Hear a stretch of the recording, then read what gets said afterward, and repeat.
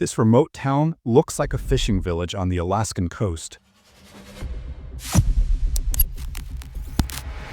But then, something feels strange. A silence of empty streets, the way fog clings to the water, and the fact that almost every man, woman, and child here lives inside one single building. This place, it's a town born out of war, carved into rock and sealed behind a tunnel. Once a top-secret military outpost, now one of the strangest communities in America. In this video, we uncovered the true story of Whittier, why the Army chose this hidden harbor, how the tunnel still controls who enters and leaves, and what it's really like to grow up in a place where your entire world is under one roof. I got so many comments on my TikTok saying it looks sad, it looks depressing. But there's not a lot of, single people in their 20s and 30s here. Right. I mean, I don't know why.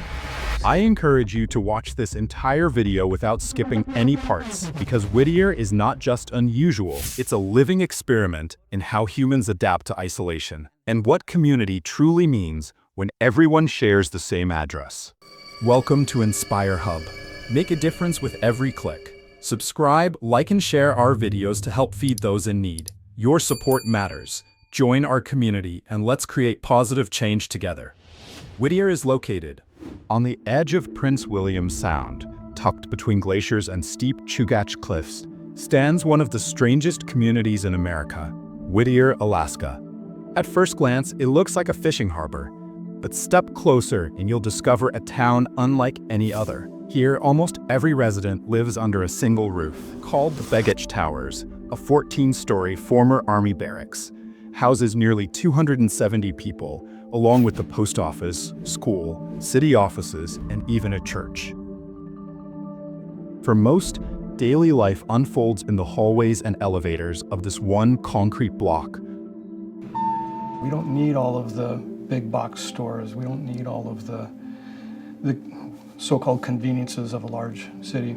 I feel like it's made us better people because it doesn't matter where you came from, how much money you have, we're all just here in this town trying to make it work. But there's not a lot of, single people in their 20s and 30s here. Right. I mean, I don't know why. People think it's weird. Yeah, it is known as the weirdest city in Alaska. Yeah. If I had one word, I would say it's magical. Reaching Whittier feels like crossing into another world. There is no broad highway leading in, no sprawling road grid. Instead, there's only one land route, the Anton Anderson Memorial Tunnel, a 2.5-mile passage drilled through solid mountain during World War II. It's the longest combined road and rail tunnel in North America. Cars and trains take turns passing through on a strict schedule, and when you emerge, the road spills directly into the tiny handful of streets that make up Whittier itself. This isolation is rooted in its past. In 1943, the U.S. Army chose Whittier as a secret port and supply hub, shielded by mountains and connected to Anchorage by rail. They built the Buckner Building, once called the City Under One Roof, and later the Hodge Building, now Begich Towers. When the 1964 Good Friday earthquake struck, unleashing a deadly tsunami, much of Whittier was destroyed. But the military towers endured, and they remain the heart of the town today. Life here is shaped by extremes. Rain falls nearly 200 inches a year, fog rolls thick from the sound, and winter storms lash the harbor. Children walk to school without ever stepping outside. Even the school, yes, there is one, is connected to the tower by, you guessed it, another tunnel. Inside, around 50 kids from ages 3. No kid in this school can sit in the back of the classroom and not do something. Every kid is seen. That's what fills my bucket, and that's why I want to stay. The teachers often cook breakfast themselves, making sure no child begins class on an empty stomach.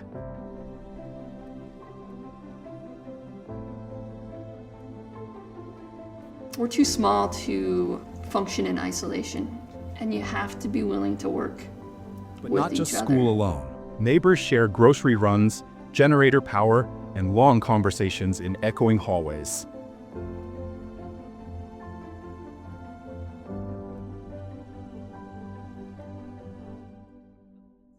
Whittier is not just a town. It is a single building, a single tunnel, and a single road in and out. It is a community that has learned to live together, not side by side, but floor by floor. A hidden outpost where the line between survival and neighborliness has all but disappeared. Anybody commit any crimes over here, so you cannot escape. Yeah. They call the tunnel and they close that door. So this side, the ocean. This side, mountain. What is the average rent here? One room, 700, and 2 rooms like 1,000. 3 rooms is 1,200. It's all including the utilities. What is the average age in the building? Range between maybe like 30 to 50 years old. We have a very large Samoan population here, Filipinos, some native, some white. The school is very diverse. I think that if they sing happy birthday, they'll sing happy birthday in maybe 2 or 3 languages. There used to be the mayor's office and police department and a jail in the building, right? All in here, yeah. Yeah. Was that jail ever used? Yes. I remember when a cop handcuffed a man to the stop sign outside there and left him there for a while. There used to be a clinic, I guess. It was on the 3rd floor, and that was actually so convenient. Now you will be wondering why Begich Tower got filled up and the Buckner building got left behind. Listen. When the soldiers left, Buckner lost its purpose. Then came the 1964 Good Friday earthquake and tsunamis. Whittier was hit hard. Docks, mills, and parts of town were wrecked, and the site subsided. Even if Buckner's main frame sat on bedrock, the overall damage to Whittier and the cost of repairs made the giant complex a bad bet.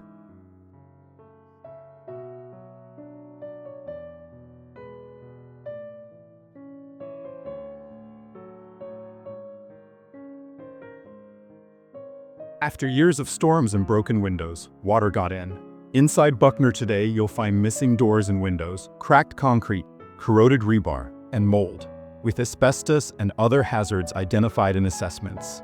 Engineers who inspected it for the state called the building's condition poor and said it's unlikely any major part could be safely brought back for people to live in. In short, too big, too damaged, too expensive.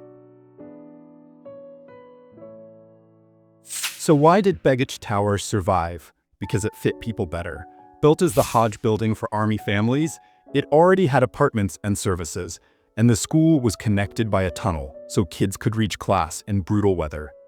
After the Army left, the building was converted and later run as Begich Towers condominium, becoming the natural home for civilians and most town services. Smaller to heat, easier to maintain, and already set up like a vertical neighborhood.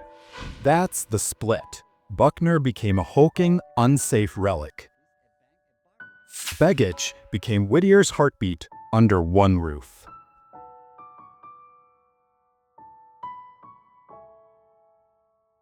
In the end, Whittier is more than a dot on the Alaskan coast.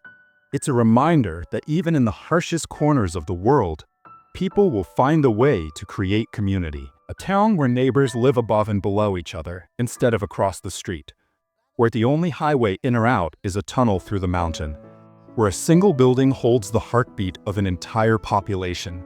A Buckner building may stand empty, its windows shattered and halls silent, but just across town, Begich Towers is alive, filled with voices, stories, and the quiet resilience of those who chose to stay. Whittier isn't just unusual.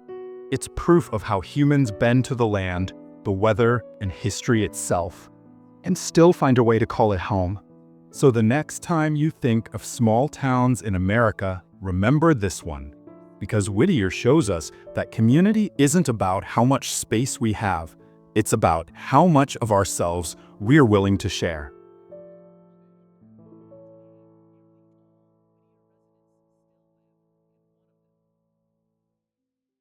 Remember, this is Inspire Hub, where documentary shapes destiny. Every documentary always holds a lesson. Stay powerful, stay wise. Until next time, peace out.